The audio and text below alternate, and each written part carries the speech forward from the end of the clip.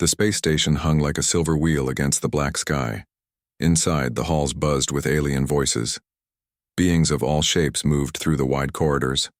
Some had scales. Others had fur. Some floated in the air while others crawled, on many legs. Taeul Kim stood out among them. He was human, with 2 arms, 2 legs, and skin that did not change color or glow. Many aliens moved away from him as he walked. They knew what humans were, where they came from. They knew humans had fought their way to the top of their food chain. Even dressed in his white and gold diplomat uniform, they could sense the predator. In him, Taeul didn't mind. After 10 years as Earth's ambassador to the United Galactic Alliance, he was used to it. "Ambassador Kim," a voice called from behind. "The council is ready for you." Taeul turned to see Grell, his green-skinned assistant. Grell came from a water world and had gills on his neck that pulsed when he spoke. "Thank you, Grell. Any news on why they called this emergency meeting?" Grell's face turned a darker green, a sign of worry in his species. "There's talk of an attack on the outer worlds. Something bad." Taeul nodded and straightened his uniform. Emergency meetings were rare. The United Galactic Alliance had kept peace for over 200 years. Their ships went faster than light. Their computers worked on the quantum level. Their doctors could fix almost any illness. But peace was always fragile. The council chamber was a large room with 12 seats in a circle. Each seat held a member of a different alien race. Humans did not have a seat yet. Earth had joined the Alliance only 30 years ago, still new, compared to races that had been in space for thousands of years. "Ambassador Kim," said the head counselor, a tall being with blue skin and 4 arms. "Thank you for coming quickly." "I serve at the pleasure of the council," Taeul said with a small bow. It was the proper greeting. The head counselor pressed a button and a large screen appeared in the center of the room. On it was a view of a planet with purple oceans and silver landmasses. "This is Iridia, home of the Iridians," the head counselor explained. 3 days ago, they sent this message. The screen changed to show a strange being. It looked like a person made of clear crystal. Light moved through its body, creating patterns of color. When it spoke, its voice sounded like wind chimes. "This is Elder Lithis of Iridia. We are under attack by unknown forces. Our cities fall one by one. We cannot fight back. Our biology prevents us from violence. Please, we need help before our people are destroyed." The message ended, and the room fell silent. "The Iridians are peaceful," said a counselor with tentacles for arms. "Their bodies are made of living crystal. They feel pain if they try to hurt others. They have no weapons, no armies." "What attacked them?" Taeul asked. The head counselor touched another button. The screen showed black ships, shaped like arrowheads, firing beams of red light at a beautiful crystal city. The city shattered like glass. "We call them the Void Collective," said the head counselor. "We know little about them. They appeared 6 months ago on the edge of known space. They destroy everything in their path. 3 worlds have already fallen." Taeul studied the images. The black ships moved in perfect formation, like a flock of birds or a school of fish. "They move as one mind," he said. "Yes," agreed the head counselor. "Our ships have tried to stop them. We lost 15 vessels in the last battle. The Void Collective seems to know our moves before we make them." Another counselor spoke up, this one with fur and sharp teeth. "The Iridians asked for our help. We must send ships." "Ships will not be enough," said the head counselor. "We need something different." All eyes in the room turned to Taeul. He felt a chill run down his spine. Now he understood why they had called him. "You want to send humans," he said. The head counselor nodded. "Humans have a special talent for warfare. Your history is full of it." Taeul wanted to disagree, to say humans were peaceful now, but it would be a lie. Humans had learned to live without war among themselves, but they never forgot how to fight. Every human colony had a defense force. Every human ship had weapons, just in case. "The council has voted," said the head counselor. "We ask Earth to send specialists to help the Iridians." "Specialists," Taeul repeated. He knew what they meant, not diplomats, not scientists. They wanted warriors. "I will take your request to my government," he said. 3 days later, Tyel sat in a secure room deep inside Earth Command headquarters. The walls were made of metal and had no windows. Only 5 people were in the room with him. "Let me be." "Clear," said President Mina Kang, her face stern. "The Alliance wants us to send soldiers to fight their war?" "Yes, Madam President," Tyel replied. "The Iridians cannot fight for themselves. Their bodies cause them pain if they try to harm others, and the Alliance forces have failed to stop these attackers." Admiral Songa Park, head of Earth's defense force, leaned forward. He was an older man with gray hair and eyes that had seen battle. "For 200 years they've looked down on us for our violent tendencies. Now they need those same tendencies. It's an opportunity," said General Jin Yi-Yu, commander of the Space Marines. "If we help the Iridians, the Alliance will have to admit our value. Our application for full membership might finally move forward." The room fell silent as everyone looked to the president. Full membership in the Alliance had been Earth's goal for decades. It would mean access to more advanced technology, more trade routes, more protection. "What exactly are we facing?" the president asked. Tyel showed them the images of the Void Collective ships. They move as one. They think as one. They overwhelm defenses with perfect coordination. Admiral Park studied the images with narrowed eyes. "Hive mind," he said. "Or something like it. Fascinating." "Can we defeat them?" asked the president. "Admiral." Park exchanged looks with General Yu. "Conventional forces would struggle," he admitted. But what, Admiral?" the president pressed. "We have other options, Madam President," Admiral Park said carefully. "The Phantom Protocol." General Yu's eyes widened. "Admiral, that program is classified beyond this room." "I know what the Phantom Protocol is," the president said, her voice hard. 5 soldiers genetically enhanced, trained for impossible missions. Officially, they don't exist. Tyel had heard rumors about secret military programs, but nothing specific. Would 5 soldiers be enough against an enemy that destroyed whole fleets? For the first time, Admiral Park smiled. "These aren't ordinary soldiers, Ambassador. They're the deadliest humans ever created, and sometimes a scalpel works where a hammer fails." The president stood up and walked around the table slowly, thinking. Finally, she turned to Admiral Park. "Activate the Phantom Protocol, Admiral. Send your specialists to Iridia." Admiral Park nodded and tapped a code into his wrist computer. "Done, Madam President. The revival process has begun." "Ambassador Kim," the president said, turning to Tyel. "You will go with them as our official representative. Make sure the IDU data Alliance understands what we're offering here. This is not just aid. This is proof that humanity deserves a seat at the Council." Tyel bowed his head. "Yes, Madam President." As he left the room, Tyel wondered what kind of soldiers could possibly face an enemy that destroyed whole worlds. He would soon find out.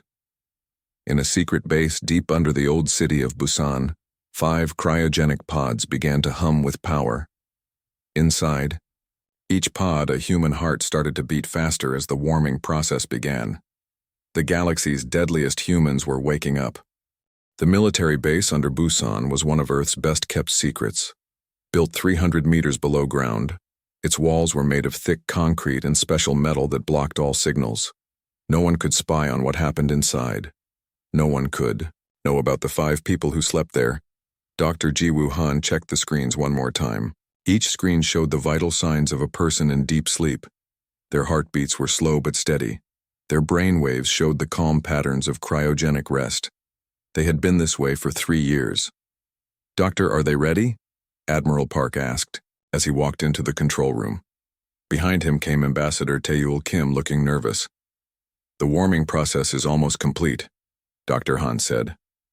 "But I must warn you again. Waking them up is risky. Their bodies and minds are not like normal humans. We need them," Admiral Park said firmly. "The Iridians are dying." Dr. Han sighed and pressed a sequence of buttons on her control panel. Beginning final revival sequence. In the large chamber beyond the control room window, 5 metal pods stood in a circle. Frost covered their surfaces. Lights on each pod changed from blue to yellow to red. Then, with a hiss of escaping gas, the first pod opened. A man sat up slowly. He was tall, with short black hair and eyes that seemed to take in everything at once. His body was lean but strong. He showed no confusion, no disorientation, even though he had been asleep for years. Colonel Do-Yun Lee, Admiral Park said into a microphone. "Welcome back." Colonel Lee looked toward the control room window and nodded once. "Admiral, has the situation changed?" "Yes. We need your team. Full briefing will follow." The second pod opened. From it rose a woman with a graceful, fluid movement. She was of medium height with a slender build that hid her strength. Her eyes were alert, missing nothing. "Major Hee-Jin Moon," Admiral Park announced. Major Moon did not speak. She simply stretched her arms and legs in precise movements like a dancer warming up. The third pod revealed a muscular man who immediately began a series of quick exercises. His hands moved in practiced patterns, as if handling invisible weapons. Lieutenant Min-jae Choi. The fourth pod opened to show a woman with unusual skin that seemed to shift color slightly, adapting to the light in the room. She moved with careful precision. Captain Nari-yoon. The last pod opened. The man who emerged had a calm face but intense eyes.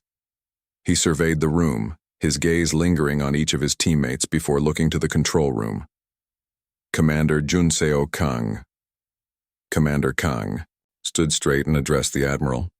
"Sir, the Phantom team is awake and ready for orders." Taeul stared at the 5 people in wonder. They looked like ordinary humans, but something about them was different. The way they moved, the way they watched, like predators fully aware of everything around them. "Who are they?" he whispered to Dr. Han. "Products of the Genesis program," she replied quietly. "Genetically modified humans designed for special operations. Each has unique abilities." "That's illegal under Alliance law," Taeul said with surprise. Dr. Han gave him a sharp look. "Which is why they officially don't exist. Remember that, Ambassador." 1 hour later, the 5 specialists sat in a briefing room with Admiral Park, Dr. Han, and Ambassador Kim. Each specialist wore a black uniform with no insignia or rank markers. Nothing to show who they were. 3 days ago, Admiral Park began, we received a distress call from the Iridians, a peaceful species on the edge of Alliance space. They are under attack by a force called the Void Collective. He showed them the same images Taeul had seen. Black ships destroying crystal cities. The Iridians cannot fight. Violence causes them physical pain. Alliance forces have tried to help but failed. 15 ships lost in the last battle alone. Commander Kang studied the images with deep focus. The enemy moves as one hive mind? That's our best guess, Admiral Park agreed. They anticipate standard tactics and counter them perfectly. But they've never faced humans before. And certainly not humans like you. Major Moon spoke for the first time, her voice soft but clear. Our mission parameters? Save the Iridians, stop the Void Collective. Show the Alliance what humans can do.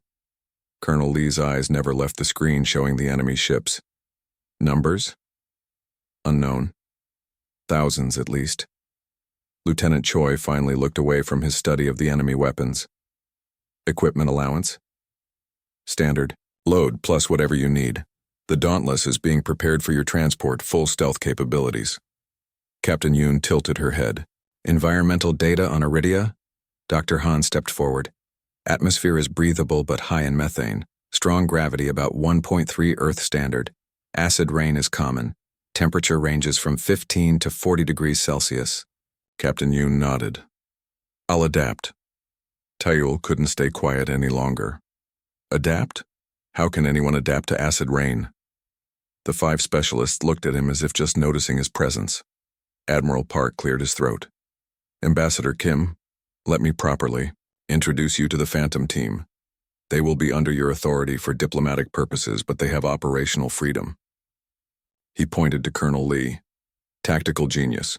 His brain processes battlefield information 10 times faster than normal. He can spot patterns no one else sees. He gestured to Major Moon. Stealth specialist. Enhanced skeleton with carbon nanotubes. Most scanners can't detect her. She can move without making a sound. He nodded toward Lieutenant Choi. Weapons expert. His muscle memory contains every fighting style humans have ever developed.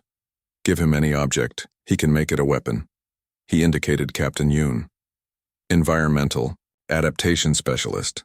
Her body can adjust to almost any condition. Extreme heat, cold, pressure, radiation. She survives them all. Finally, he turned to Commander Kang. Team leader. Enhanced neural pathways allow him to calculate probabilities and outcomes with near-perfect accuracy.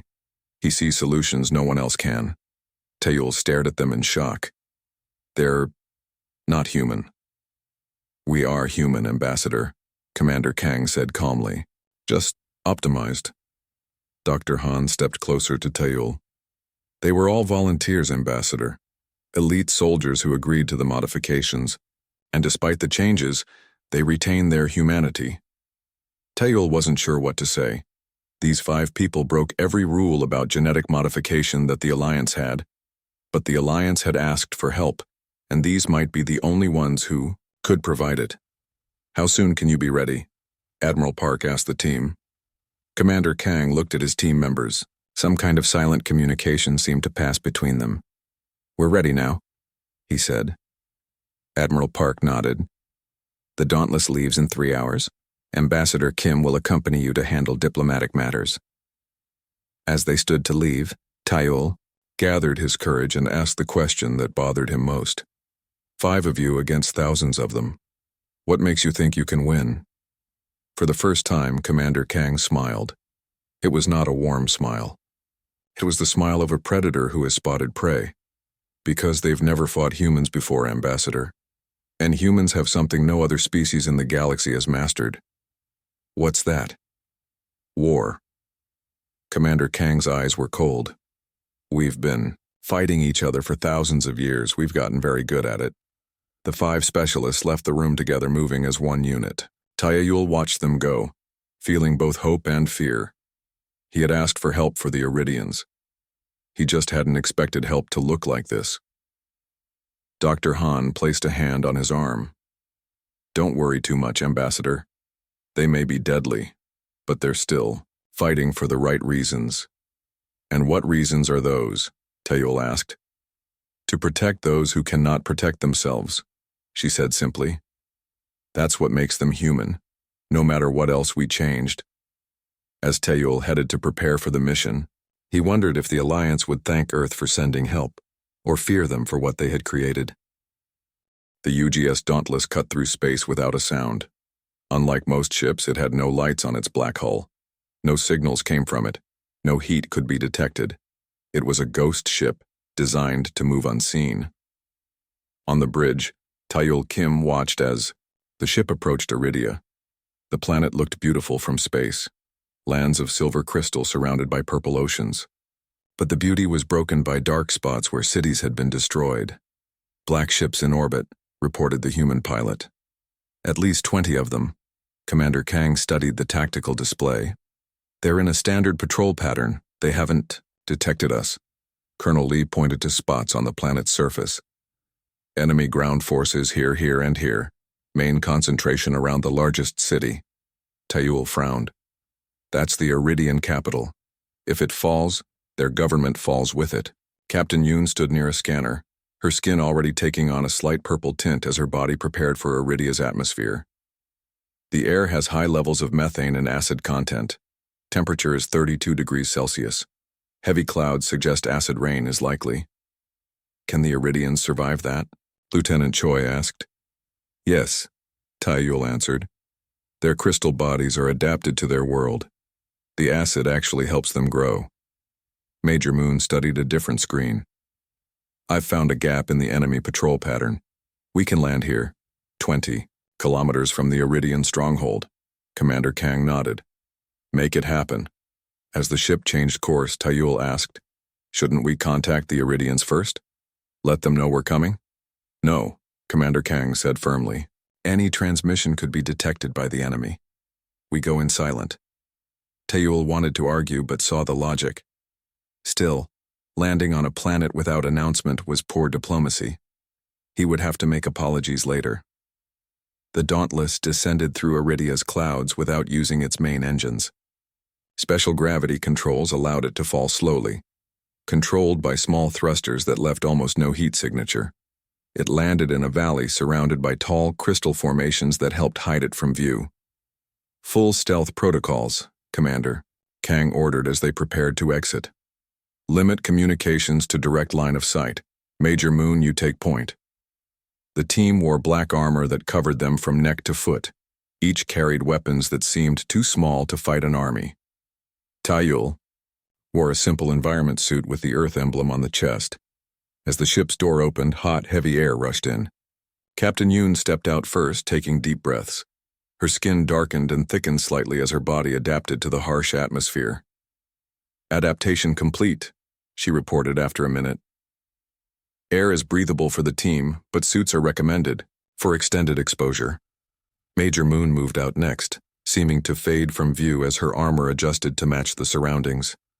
Colonel Lee followed, his eyes constantly scanning the horizon. Lieutenant Choi carried a pack of equipment, moving with balanced steps despite the heavy gravity. Taiyul struggled to keep up as they began their trek toward the Iridian stronghold. The gravity pulled at him, making each step harder than it should. "Be Ambassador," Commander Kang said quietly, falling back to walk beside him. "Stay between Captain Yoon and myself. If there's trouble, follow her lead." Taiyul nodded, grateful for the consideration. They walked for hours through a landscape that looked like a broken mirror. Crystal formations rose from the ground in jagged shapes. The purple sky cast strange shadows. Occasionally, they passed ruined Iridian structures. Once beautiful towers, now shattered. "The enemy is thorough," Colonel Lee observed. "They don't just defeat, they destroy completely." Major Moon suddenly raised her hand, signaling everyone to stop. She pointed ahead where a black shape moved among the crystals. "Void Patrol," she whispered. 3 units. Taiyul squinted and saw them. Beings enclosed in black armor that looked like insect shells. They moved with precise steps, scanning the area with red beams from their helmets. "We could go around," Taiyul suggested. Lieutenant Choi removed a small device from his pack. "No need. We should learn about our enemy." Before Taiyul could object, Major Moon had vanished from view. A minute later, one of the black figures suddenly jerked and fell silently. The other 2 continued their patrol, unaware. Then another fell, and another. In less than 3 minutes, all 3 enemy soldiers lay on the crystal ground, not moving. "Major," Moon reappeared beside them. "Clear." The team moved forward. Lieutenant Choi knelt beside one of the fallen enemies and began examining its armor. "Fascinating," he said. "The shell absorbs energy. Conventional weapons would be useless, but..." He pointed to spots where the armor plates joined. "Weak at the connections. Physical force applied here would breach the shell." Taiyul stared at the fallen enemies, then at Major Moon. "How did you take them down?" She held up a thin blade that seemed to be made of dark glass. Silently, Taiyul felt a chill. The Alliance had rules about warfare. Clean, distant fighting with energy weapons was accepted. This kind of close combat was considered barbaric, yet he couldn't argue with the results. Captain Yoon suddenly looked up. "Weather changing. Acid rain coming soon. We need to move." They continued their journey as the sky darkened. Soon large drops of rain began to fall. Where they hit, the crystal ground sizzled. Taiyul felt his environment suit's outer layer begin to deteriorate. "There," Colonel Lee pointed. Ahead stood a massive crystal dome, glowing with soft blue, the light. The Iridian stronghold. As they approached, crystal spires around the dome lit up with alarm. A voice boomed across the valley in the musical language of the Iridians. "I will handle this," Taiyul said, stepping forward. He raised his hands to show he carried no weapons and spoke loudly. "I am Ambassador Taiyul Kim of Earth, representing the United Galactic Alliance. We come in peace with the aid you requested." For a long moment, nothing happened. Then a section of the crystal dome shifted, creating an opening. "They're letting us in," Tayul said with relief. Inside the dome, hundreds of crystal beings gathered to see the newcomers. The Iridians stood nearly 3 meters tall, their bodies made of clear crystal that reflected light in beautiful patterns. They moved with slow, fluid grace. One Iridian stepped forward, its body glowing brighter than the others. "I am Elder Lithis. You are the help the Alliance has sent?" Its voice sounded like wind through crystal. Tayul bowed respectfully.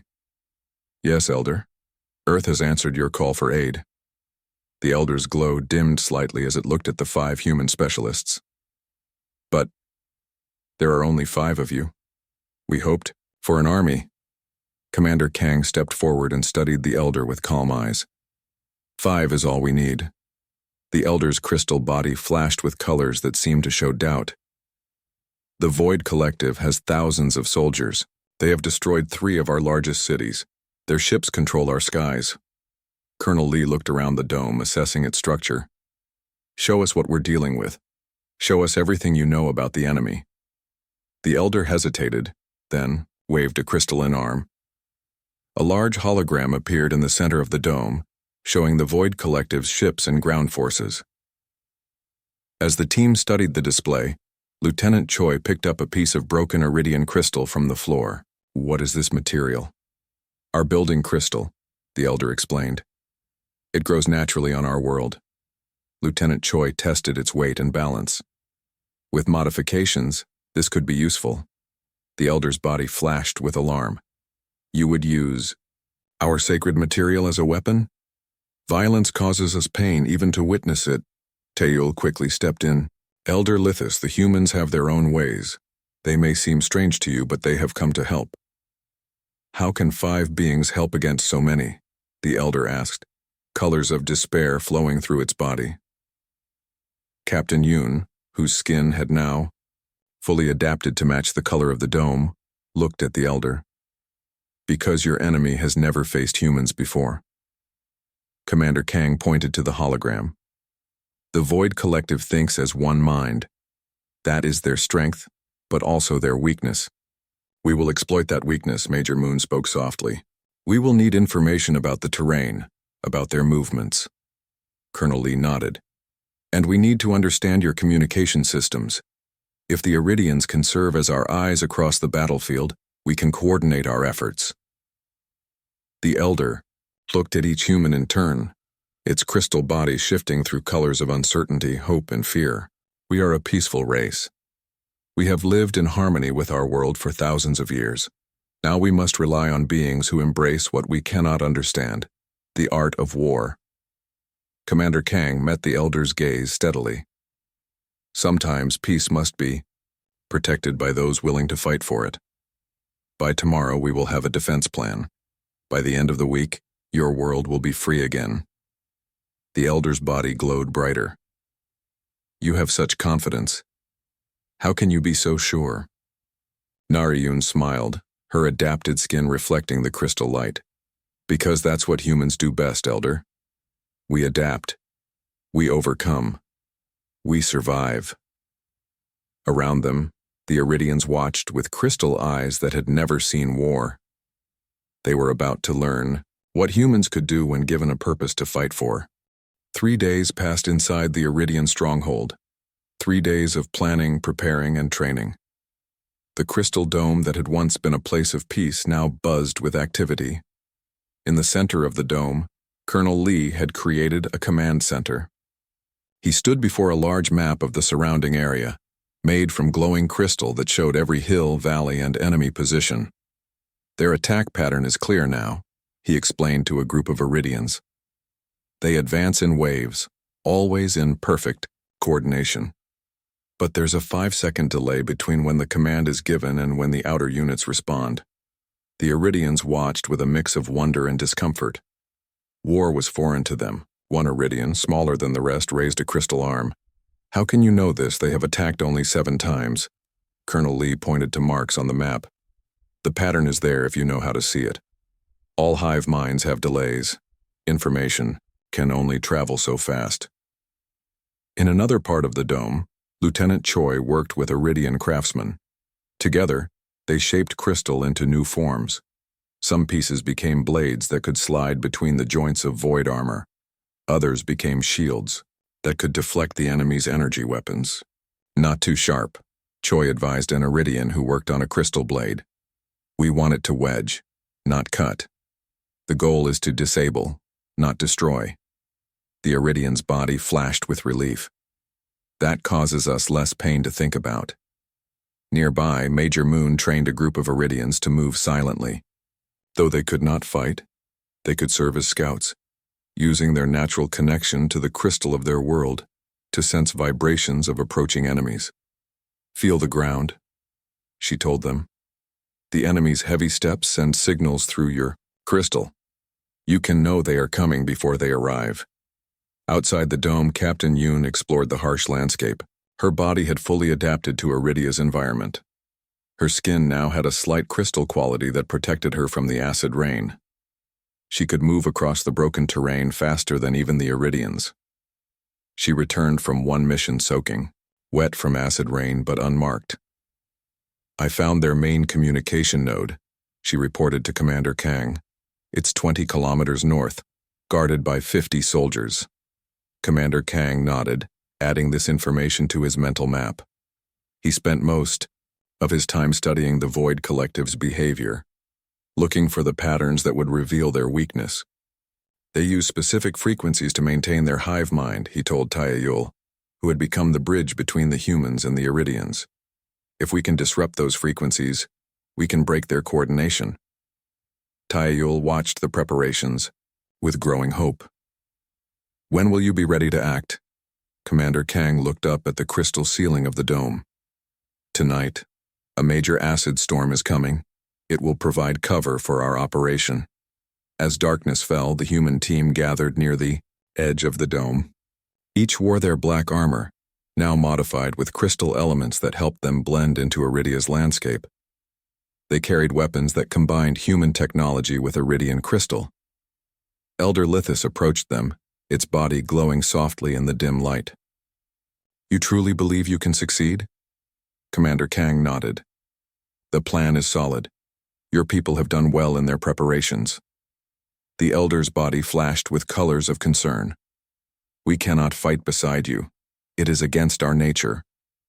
We don't need you to fight, Colonel Lee assured the elder. Just maintain the communication network we established. Be our eyes and ears. A group of Iridians had been linked into a special crystal array that would allow them to share what they sensed across the battlefield. Through them, the human team would know enemy movements in real time. Lieutenant Choi checked his weapons, one last time. Remember, aim for the joints in their armor. One solid hit will disable them. Major Moon, already half invisible in the shadows, nodded silently. Captain Yoon's skin rippled slightly as she made final adaptations to match the coming storm. The acid rain will start in approximately 20 minutes. We should move now. Commander, Kang turned to the team. You all know your missions. Colonel Lee will coordinate from here. Major Moon and I will take out their communication node. Lieutenant Choi will disrupt their forward units. Captain Yoon will infiltrate their command ship to plant the disruptor. Taeyul stepped forward. What should I do? Stay here, Commander Kang said firmly. If we fail, the Alliance will need to know what happened. With those words, the human team moved out into the Iridian night. The crystal landscape glowed with soft blue light, creating strange shadows as they advanced. True to Captain Yoon's prediction, heavy acid rain began to fall 20 minutes later. The drops sizzled where they hit, creating a constant background noise that helped mask the humans' movements. Inside the command center, Colonel Lee watched the crystal map, now showing the positions of both the human team and the Void Collective forces. Iridian scouts sent constant updates, their minds linked to the crystal network. Major Moon, enemy patrol approaching from your left, he said quietly into his communicator. Through the map, he watched as Major Moon's indicator light paused, then moved around the patrol without being detected. Lieutenant Choi, forward units are rotating in 5 minutes. That's your window. Choi's acknowledgement came as a single tap on the communicator. Outside, the storm grew stronger. Lightning flashed across the purple sky, illuminating the battlefield for brief moments. Major Moon and Commander Kang reached the enemy communication node first. It was a black spire rising from the crystal ground, surrounded by void soldiers, who stood motionless in the acid rain, their armor protecting them. "I count 53 units," Commander Kang whispered. "Formation suggests centralized control point inside the spire." Major Moon removed a device from her pack. "Disruptor ready. I need 3 minutes to place it properly." "You'll have it." Commander Kang took a crystal blade from his belt and moved toward the perimeter guards. Across the battlefield, Lieutenant Choi approached the forward units of the Void Collective. There were hundreds of them, standing in perfect formations, preparing for their next assault on the Iridian stronghold. He carried a larger version of the disruptor, designed to create confusion rather than completely break the hive connection. Setting it on the ground, he activated it and quickly moved back to a safe distance. The effect was immediate. The nearest Void soldiers began to move erratically, bumping into each other, their perfect coordination broken. The confusion spread, outward like ripples in water. Meanwhile, Captain Yoon had the most dangerous mission.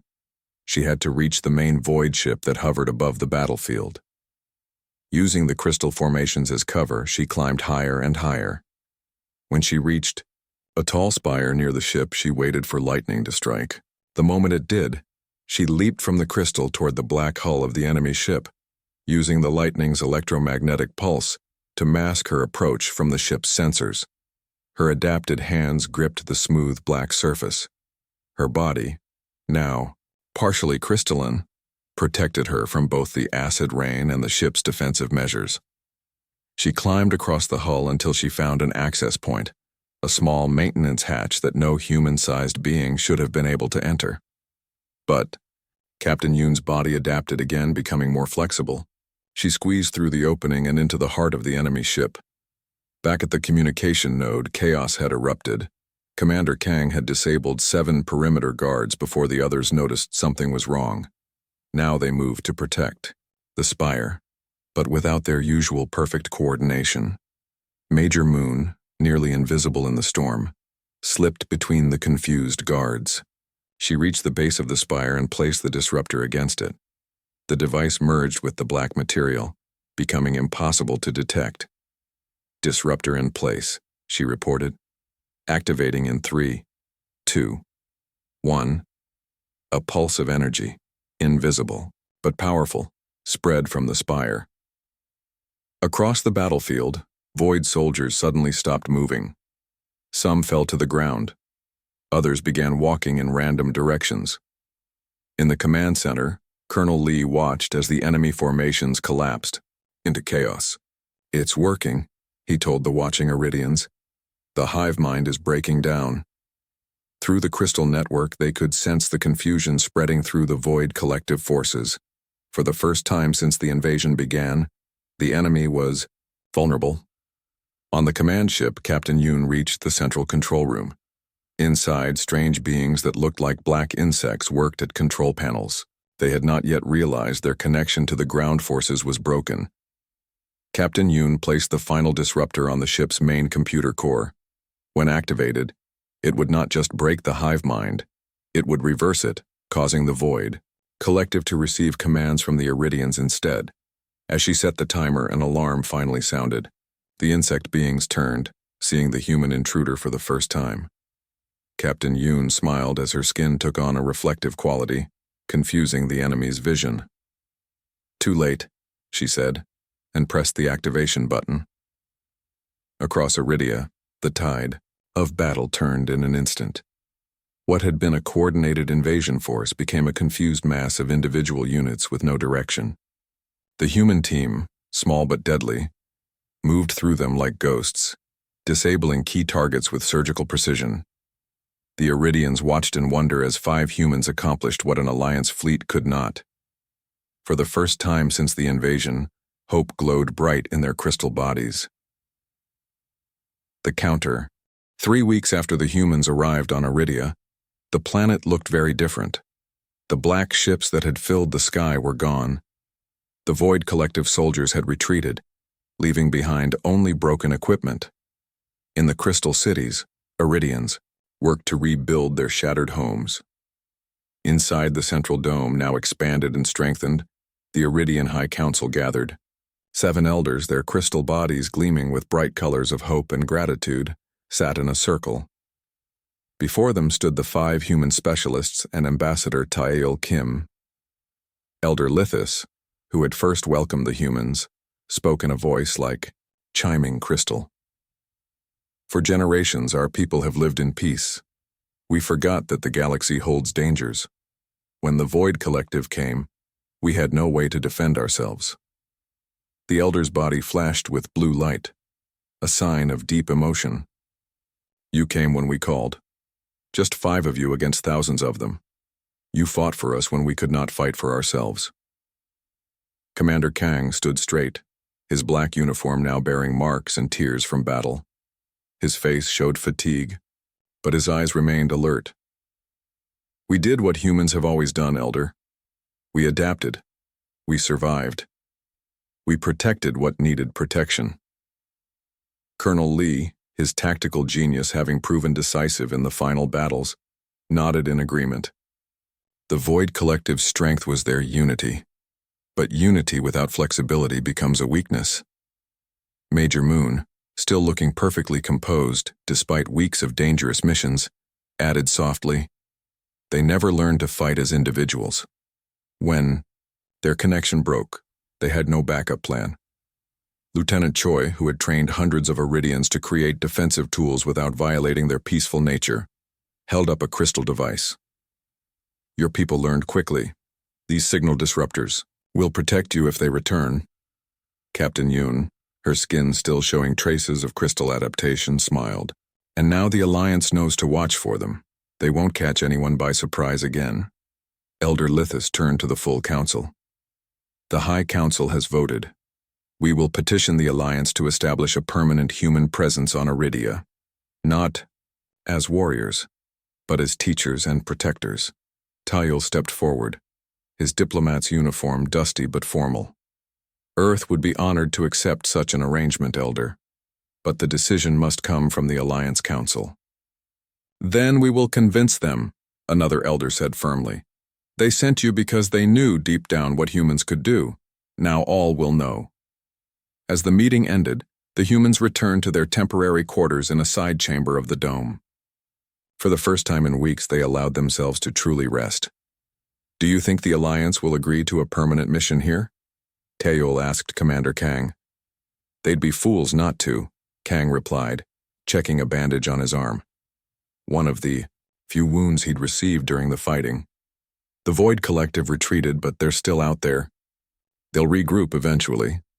Colonel Lee studied a crystal map showing known space. "I've been analyzing their retreat pattern. They're falling back to the outer rim, remote, uninhabited systems, where they can rebuild their forces." Major Moon, cleaning her equipment with precise movements, looked up. "We should follow them. End this now while they're weak." Lieutenant Choi shook his head. "Not our mission. We were sent to save Iridia, and we did." Captain Yoon, whose body was slowly returning to its normal human appearance, stretched her arms. "Besides, we all need real rest and proper medical checks. Even I have limits to how long I can maintain adaptations." A soft chime signaled an incoming communication.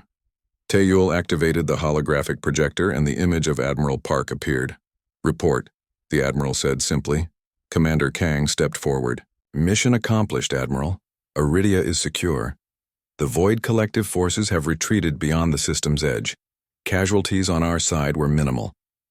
"And the Iridians?" "They lost 3 major cities and approximately 20% of their population before we arrived," Taeil answered. "No further losses since our intervention." Admiral Park's face showed rare satisfaction. "Well done, all of you. The Alliance Council has received the initial reports. They're impressed." "Just impressed?" Colonel Lee asked with a raised eyebrow. "Some are more than impressed," Admiral Park admitted. "Some are concerned about what 5 humans were able to accomplish when an Alliance fleet failed. It's raising questions about what humanity's role in the Alliance should be." Taeil leaned forward eagerly. "Our application for full membership is being fast-tracked as we speak," Admiral Park confirmed. The Chancellor called personally to inform me. There will be a formal vote next month, but it's essentially guaranteed. The humans exchanged looks of quiet pride. This was more than a military victory. It was diplomatic recognition they had sought for decades. When do we return to Earth? Commander Kang asked. The Dauntless will arrive tomorrow for extraction. The Alliance is sending a defense fleet to maintain security around Iridia while formal arrangements are made. After the Admiral's image faded, the team prepared for their final night on the Crystal World. Taeyol found himself alone with Commander Kang, watching the purple sunset through the crystal dome. I've been a diplomat for 10 years, Taeyol said quietly. I've tried to convince the Alliance that humans are worthy partners. All my words didn't accomplish what your actions did in 3 weeks. Commander Kang watched the sunset with thoughtful eyes. The Alliance feared humanity's capacity for violence. What they didn't understand is that the same instincts that make us dangerous can make us the best protectors. The Iridians understand that now. Taeyol nodded. They don't fear what you are. They're grateful for it. What we are, Kang corrected him. You fought beside us, Ambassador, not with weapons but with words and wisdom. Different tools, same purpose.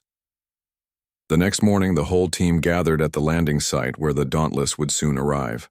A large crowd of Iridians had come to see them off, their crystal bodies creating a beautiful light show in the morning sun. Elder Lithis approached, holding 5 small crystal objects. These are life crystals, the Elder explained, presenting one to each human specialist. They are grown from our sacred gardens, normally given only to our greatest heroes. They will hold your memory in our world forever. The humans accepted the gifts with proper respect. Even Major Moon, usually so reserved, seemed touched by the gesture. The Alliance sent you because we asked for help, Elder Lithis continued. They sent humans because, I think, they knew something we did not. That sometimes you need those who understand darkness to protect the light. As the Dauntless appeared in the sky above them, Captain Yoon looked at the Elder. If you need us, again call. We'll come. On the ship's bridge, as Iridia became smaller in the view screen, Taeyol received a message from Alliance headquarters. He read it twice, then turned to the team with a smile. The Council has unanimously approved a resolution regarding Earth's role in the Alliance, he told them. It contains a single line that I think says everything. In times of existential threat, send humans. Commander Kang allowed himself a rare smile. They're learning. Yes, Taeyol agreed, looking back at the peaceful crystal world they had saved.